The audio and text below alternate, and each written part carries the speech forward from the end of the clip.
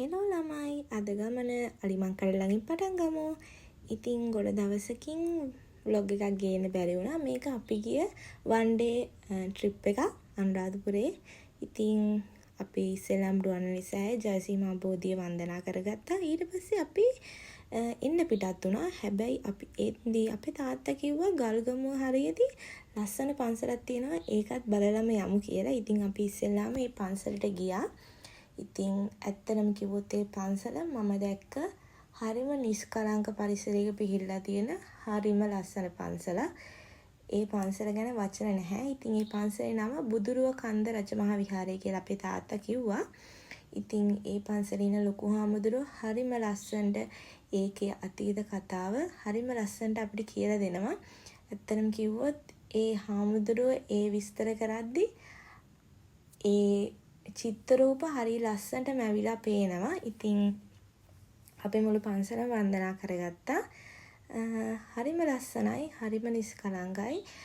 බෝනගබාහු රජතුමා සංගවී සිටි ස්ථානයක් කියලා තමයි ඉතින් ඒ හාමුදුරුවෝ නම් අපිට කිව්වේ. තවත් විස්තර ගොඩාක් කිව්වා. ඉතින් ඔයාලත් ගිහින් බලන්න ඒතන වන්දනාමාන කරගන්න. ඒ හාමුදුරුවෝ ලස්සනට ඒ කතාව කියලා දෙනවා අපිට. ඒ වගේම මේ පන්සල ගොඩක් ප්‍රසිද්ධ එක්තරා තෙල් වර්ගයකට. ඉතින් ඒ තෙල් මිරිදී ගන්න සහ ඒ කතාව අහන්න ඔයාලා ඒ පන්සල වන්දනා කරන්නම යන්න ඕනේ. ගොඩාක් පෞරාණික තැනක්, ගොඩක් ඓතිහාසික දේවල් තියෙනවා අපිට බලන්න. ඉතින් ඇත්තටම හරිම ලස්සනයි. මම එක්ස්පෙක්ට් කරපු දෙයක් නෙමෙයි ඒක. එච්චර ලස්සන පන්සලක් එතන ඇති කියන එක. ඉතින් ඇත්තටම ගොඩක් ලස්සනයි. ඔයාලත් ගිහිල්ලා බලන්න කොච්චර ලස්සනයිද කියලා.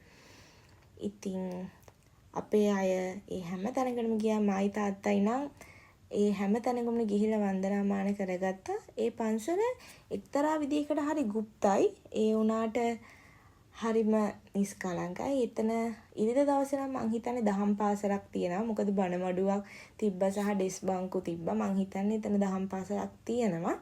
ඉතින් ඉරිදා දවස ඇරෙන්න ඔයාලා ගිහිල්ලා ඇත්තටම වන්දනාමාන කරගන්න අනුරාධපුරේ යනවනම් අර අපි හැමදාම දකින්න නැති තැනක් නේ. ඉතින් අනුරාධපුරේ ගියාම හැමදාම ජයසීමා බෝධිය අටම ස්ථානේනේ වදින්නේ.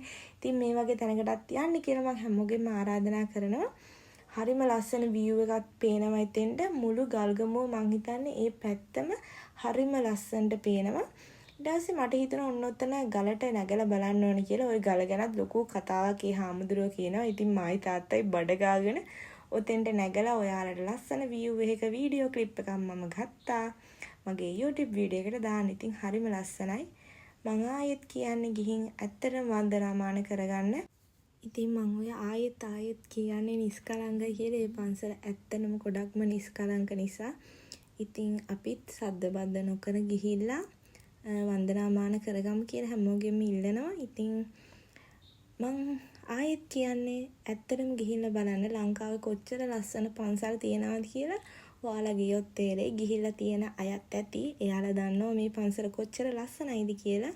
ඉතින් ඔයාලා අනුරාධපුරේ යනවනම් බුදුරුව කන්ද රජමහා විහාරස්ථානයටත් ගිහිල්ලා වන්දනාමාන කරගන්න අමතක කරන්න එපා. ඉතින් තව දවසක ලස්සන vlog එකකින් හම්බ වෙනකම් මං අදට ගිහින් එන්නම්. හැමෝටම බයි.